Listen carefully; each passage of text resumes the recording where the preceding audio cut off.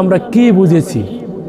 রাষ্ট্রীয় ক্ষমতা, ম্যাজিস্ট্রেট হওয়া, মন্ত্রী হওয়া, প্রধানমন্ত্রী হওয়া, প্রেসিডেন্ট হওয়া কি এই দুনিয়ার হাসানা? না, দুনিয়ার হাসানাটা হচ্ছে যে আল্লাহ আমাদেরকে যে জীবন বিধান দিয়ে পৃথিবীতে পাঠিয়েছে, আমরা সেই জীবন বিধান অনুযায়ী আমাদের জীবন আমরা চালাতে পারছি কিনা। যদি পেরে থাকি তাহলে আল্লাহ দুনিয়াতে আমাদের হাসানা দিয়েছেন, আর যদি পেরে না থাকি তাহলে আমরা দুনিয়াতেও ব্যর্থ, আখিরাতেও ব্যর্থ হয়ে যাব। সম্মানিত হাজিরিন, একটি বছর আমাদের মাঝ থেকে চলে গেল, আমরা কি করলাম আল্লাহর জন্য? আল্লাহ আমাদের যে নিয়ামত দিয়েছেন তার প্রত্যেকটি নিয়ামতের হিসাব তিনি আমাদের কাছ থেকে পাই টু পাই হিসেব করে নেবেন। প্রত্যেকটা নিয়ামতের জবাব আল্লাহর কাছে দিয়েই আমাদের জান্নাত জাহান্নামে যেতে হবে। তাই সম্মানিত ভাই, আপনাদের বলি, একটি বছর আমরা পার করে দিয়েছি। এই একটি বছরে আমরা আল্লাহর সন্তুষ্টির জন্য কতটুকু কাজ করতে পেরেছি, এটাই আমাদের আজকে রাতে শোয়ার পরে আমাদের চিন্তার বিষয়। আমি যে বছরটি পার করেছি, এই বছরে আল্লাহ কি আমার পরে খুশি ছিল? যদি খুশি না থেকে থাকে তাহলে আমাদের মতো দুর্ভাগা মানুষ, দুর্ভাগা জাতি আর পৃথিবীটা আর একটু হবে না। সম্মানিত হাজিরিন, আজকে রাত 31st নাইট পালন করা হবে। আমি বলি 31st নাইট এটা কোনো মুসলমানের কালচার নয়, এটা বিধর্মীদের কালচার। আমাদের সমাজের ছেলেরা রাত 12টার পরে আতশবাজি ফুটাবে।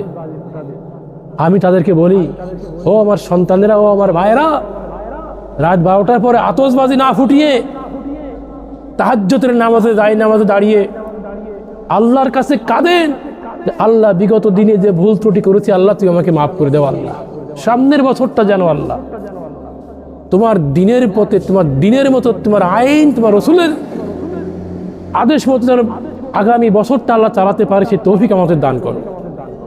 সম্মানিত হাজিরিন, আমি আপনাদের সামনে পবিত্র কুরআন সূরা কাফেরুন তেলাওয়াত করেছি। এই সূরা কাফেরুনে আল্লাহ কি বলছেন? আল্লাহ মারাত্মক কিছু কথা এই সূরা কাফেরুনে আল্লাহ বলেছেন। প্রথমে আল্লাহ বলছেন, কুল আইয়ুহাল কাফেরুন, হে নবী আপনি বলুন কাফেরদের। কি বলছেন আল্লাহ কাফেরদেরকে? আল্লাহ রসুল, আল্লাহ তার রসুলকে আমরা কি একবার ধারণা করতে পারি? আমরা তো নামাজ অহরই সূরা পাঠ করি, কিন্তু সূরার ভিতরে যে আল্লাহ কি ঢুকিয়ে রেখেছে, কি লুকিয়ে রেখেছে, আমরা কি একটা বারের জন্য চিন্তা ভাবনা করি? আমরা করি না। নামাজ পড়িয়ে যাচ্ছি, নামাজে কি বলছি, কি পড়ছি আমি নিজেও জানি না, ইমাম পড়ছে আমি বুঝি না। আর এই নামাজ কি আমাদের কল্যাণ কি এনে দিবে? ইন্নাস সলাতি ওয়া নুসুকি ওয়া মাহইয়া মামাতি লিল্লাহি রাব্বিল আলামিন। আমরা নামাজে আমরা বলছি আল্লাহর কাছে, আল্লাহ আমার নামাজ, আমার কুরবানি, আমার জীবন, আমার মরণ সবটাই তোমার জন্য। আসলে কি আমরা এই কথা বলছি আল্লাহর কাছে? মন থেকে বলছি না মুখের কথা উচ্চারণ করছি? সম্মানিত হাজিরিন, খুব চিন্তার বিষয়। এই আয়াতটা যখন আল্লাহ নাজিল করলেন, এই সূরাটা প্রেক্ষাপটটা হচ্ছে যে কাফেররা রাসূলের কাছে প্রস্তাব দিলেন যে আল্লাহ রসুল, আপনি 6 মাস আমাদের দেবতার পূজা করেন, আর আমরা 6 মাস আমরা তোমার আল্লাহর ইবাদত করব। রসুল তো বগল বাজানোর কথা, কি সুন্দর প্রস্তাব, ঠিক আছে তাহলে আমিও করি, তোমরাও করো। আসলে কি রসুল তাই মেনে নিয়েছিলেন? আল্লাহর সাথে সাথে সূরা কাফেরুন নাজিল করে জানিয়ে দিলেন, হে নবী কাফেরদেরকে বলুন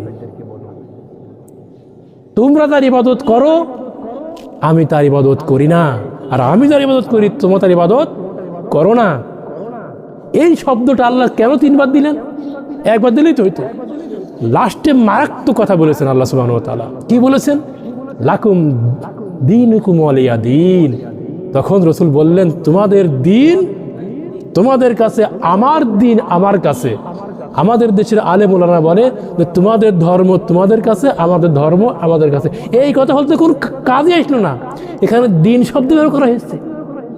এই দিন শব্দটা পবিত্র কোরআনে আল্লাহ সুবহানাহু ওয়া তাআলা ৬২ বার বলেছেন। তার ভিতরে ৩১ বার বলেছেন দিন শব্দের অর্থ আল্লাহ বলেছেন রাষ্ট্রীয় ক্ষমতা,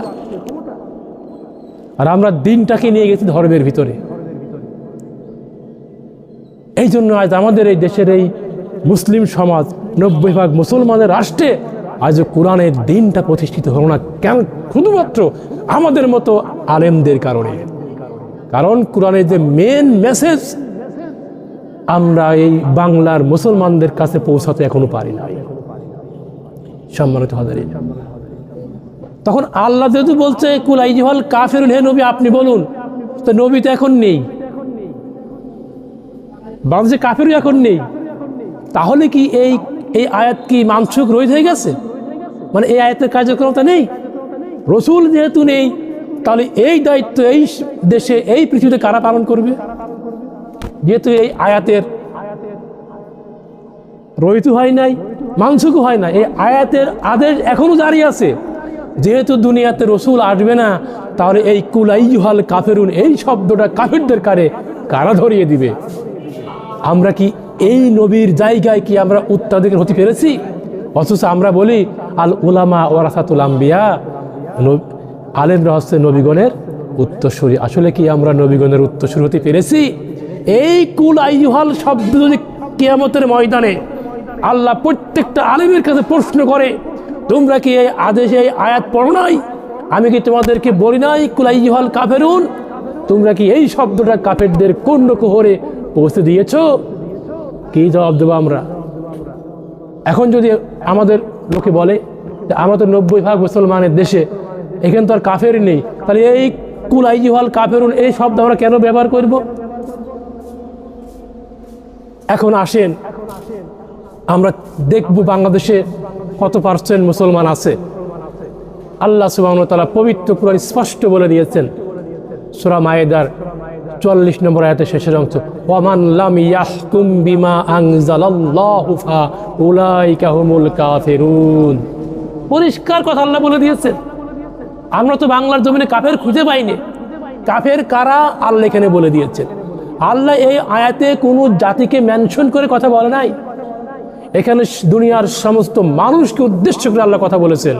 কারণ এখানে যদি বলতেন ইয়া আইয়ুহাল মুসলিমিন, ইয়া আইয়ুহাল কাফিরুন, ইয়া আইয়ুহাল মুনাফিকুন, এই কথা আল্লাহ বলেন নাই।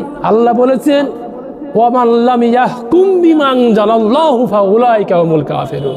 আল্লাহ বলেছেন যারা আমার নাজিলকৃত বিধান দিয়ে বিচার ফাইসালা করে না, রাষ্ট্র চালায় না, ওরাই হচ্ছে কাফির। সম্মানিত হাজারী, আপনাদের কাছে প্রশ্ন ছিল দিলাম, এই আয়াত অনুযায়ী বাংলাদেশে কয়জন লোক মুসলমান আছে আপনারা একটু ভেবে নিন।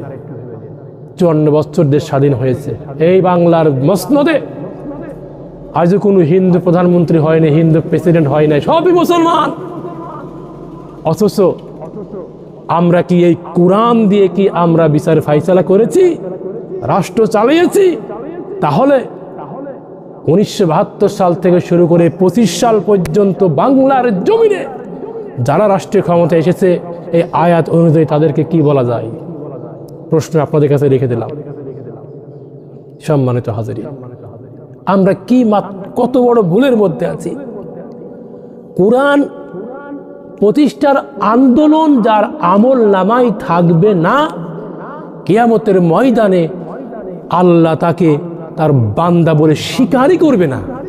নামাজ, রোজা, হজ, যাকাত, দান, সাদকা আপনি যতই করেন না কেন, আপনি যত বড়ই পরহেজগার হন না কেন, মুসা আলাইহিস সালাতু ওয়াস সালামের যুগে আল্লাহ একটি কমকে উল্টিয়ে দেওয়ার জন্য জিবরাইল আমিনকে বললেন, যাও ওই কমটাকে উল্টি দিয়ে আসো, মাটি উল্টিয়ে ওদেরকে ধ্বংস করে দিয়ে আসো।